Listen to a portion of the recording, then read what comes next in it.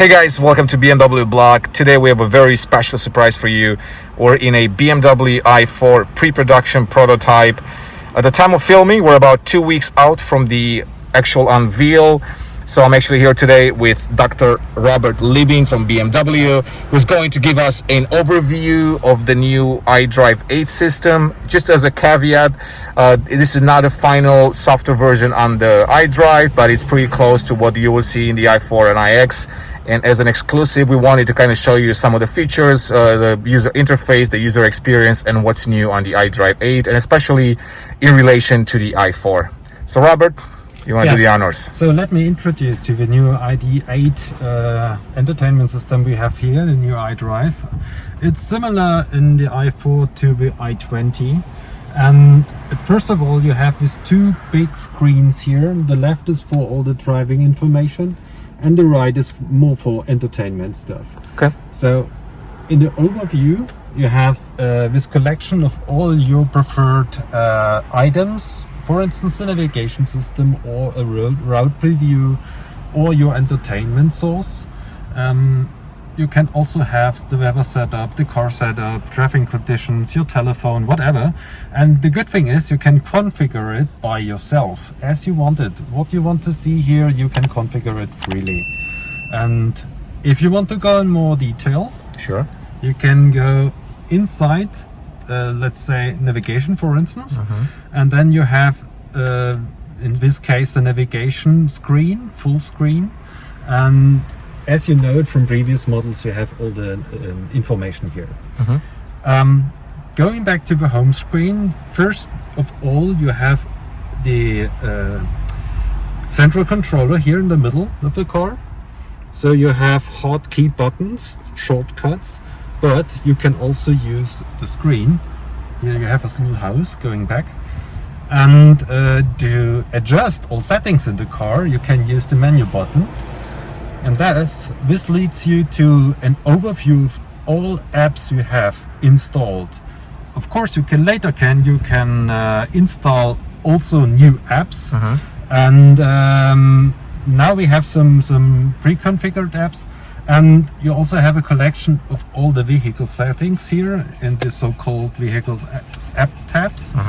And for instance, if you want to configure the recuperation of a car, you go to driving settings. Okay, so that'll be the brake regeneration basically. Brake regeneration, drivetrain and chassis. Okay. And then here you have the energy recovery in D. It's the D mode. I explain you later regarding the B mode, but this is the D mode, the normal driving mode. And the special thing in this car, you have 4 different modes. Okay. At first, you know from the i3, these one pedal feeling, recuperation. If you release the gas pedal, you have a high recuperation. You don't need the brake. And this is this high setting. If you don't want this, if you want a coasting, you can set it to the low setting, and medium is something in between. The good thing is here, you don't have to care about it. If you set the adaptive mode, the car thinks for you. So you have in relation to the cars driving in front of you, you have an adaptive steering, and also it's taken account the map. So if you have a downhill or whatever, the car regenerates and keeps the speed limit. It behaves a little bit like an ACC. Sure. And you have always have the good feeling the car decides what is most efficient, getting energy back or let it flow. So perfect. So what else is different from the iDrive 7? Any specific features in relation to electric cars? This is a feature from the electric cars, this one, of course. And first of all, the screen is much larger than it was in the ID7. I'm looking right now at the screen behind the wheel, and I can see this is so basically it's going to show you the e-power as well. Yes. That's on the right side, okay. Yes, and you can also configure this screen. So the layout you have, you can choose here. Okay. Can we change that? Hopefully, let's see the doors. See if it's activated. Let's try to do it here. So you can change it from this. You can change it from the steering wheel, and in here you can choose the content. For instance, the consumption or the navigation. or also the map. You have a very detailed view of the map, or the entertainment source you have. This is in the middle. Then you are able to configure the layout, let's say like this, or if you want it more wide, this is this one, or if you want to have it more simple, this is this setting here. Understood. Very cool. And in addition, you can configure the content of your head-up display. Head-up display, okay. For instance, the navigation. If you see it, there's a navigation arrow inside. If you don't want to have this, you can turn it off here. Or here you have another option. So fully configurable, and yeah. A new option for the ID.8 system is the climate menu. In the i4 and in the iX, you will have these menu here on the screen. You don't have these hard buttons. Okay, so all digital. And here it's all digital. You can adjust the temperature. Gotcha. And then there's an intelligence behind it. Of course, you can adjust it manually. So you have always control over the system. But if you don't want to take care about it, and for instance, you want to say, okay, when it's getting colder outside, I want to that the car judges for me if I'm cold, and I want to have seat heating or steering wheel heating if your car is equipped with that. So you set, for instance, a preset, like maybe you set it to medium, and when the temperature lowers on the outside, it automatically starts the seat heating or the steering wheel heating. And you don't have to care about it. So this is the automatic mode, and this is new in ID.8. Okay. Yeah. And what's the sync at the top there?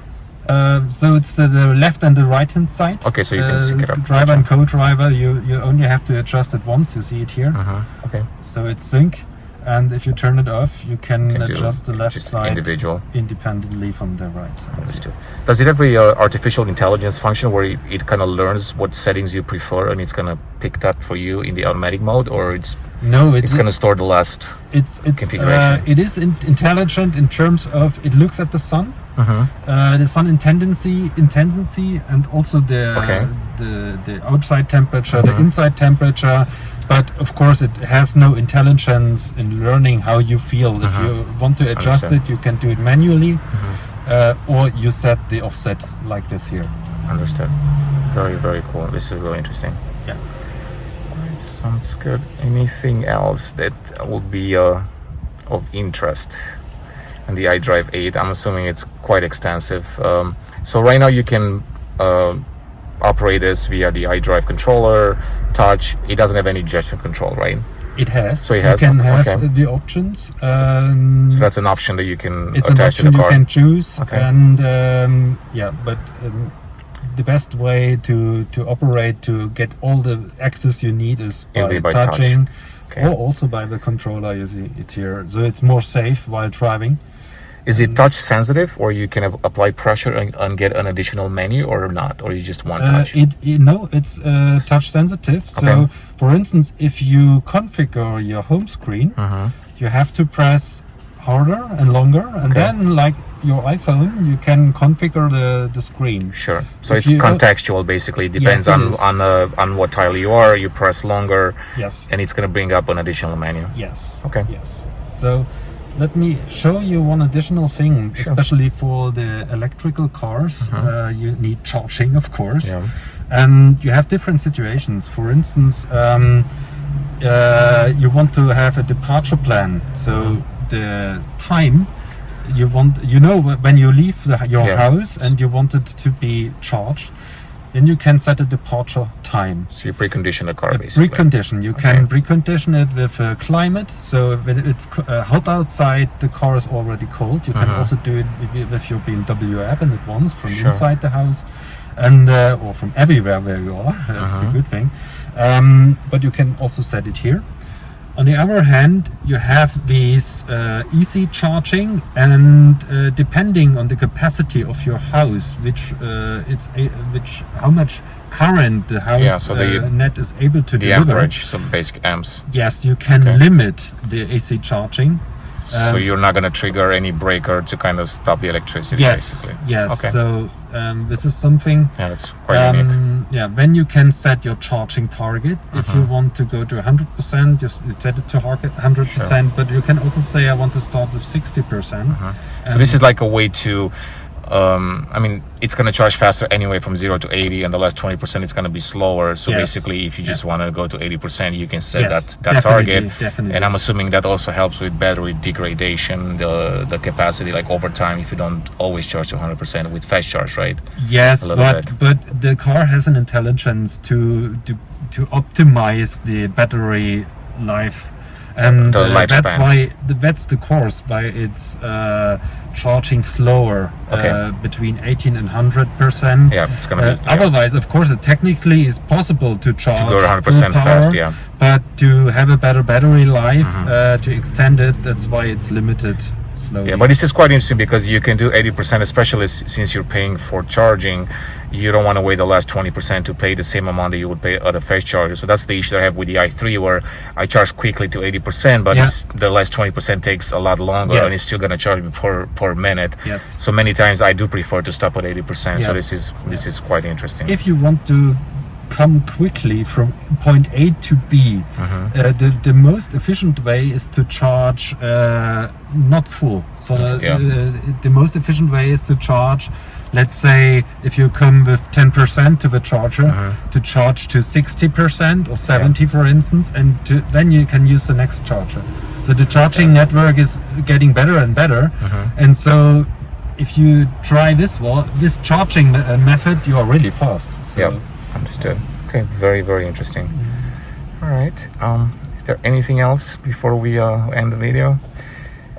I'm sure there are a lot of features, but maybe we just focus on the ones that are like quite unique.